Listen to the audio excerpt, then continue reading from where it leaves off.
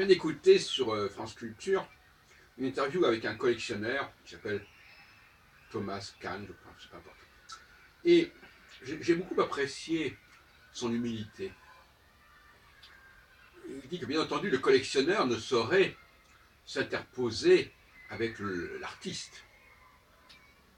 Hein, entre un collectionneur, entre le génie d'un collectionneur et le génie d'un Rembrandt ou d'un Léonard de Vinci, il n'y a aucune commune mesure. Or, dans le domaine de la musique, les choses ne se passent pas aussi clairement, aussi limpidement. Car finalement,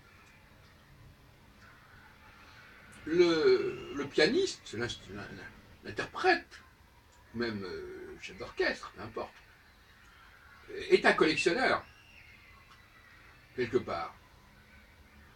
Bon, la différence, c'est qu'il ne s'approprie pas les œuvres. Il ne peut que les pirater, si on peut dire, puisque les œuvres, elles sont virtuelles, si on peut dire. Mais il n'empêche que la dialectique entre le collectionneur ou l'interprète, enfin celui qui... Un répertoire, qu'est-ce que c'est sinon une collection? Un programme de concert, c'est une collection. C'est une exposition, comme on dirait au niveau de la peinture. On va à une exposition.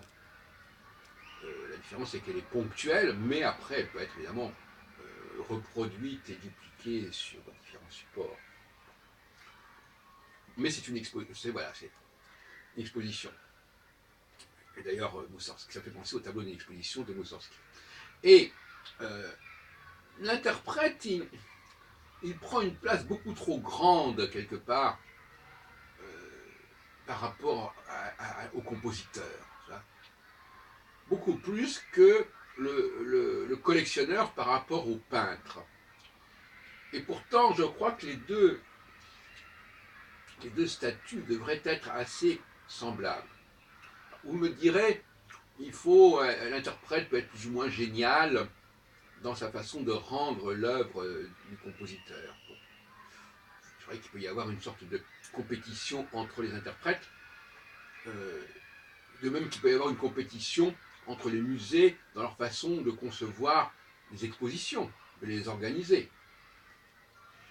Donc quelque part, je crois que cette comparaison entre le concert et l'exposition me semble tout à fait intéressante, et ça n'a peut-être pas été fait. Concert-exposition, c'est-à-dire que justement, voilà, on présente des œuvres, comme un musée qui va présenter des œuvres qui ne lui appartiennent pas, qu'il aura prises à gauche et à droite, eh bien un concert présente aussi des œuvres qui ne lui appartiennent pas.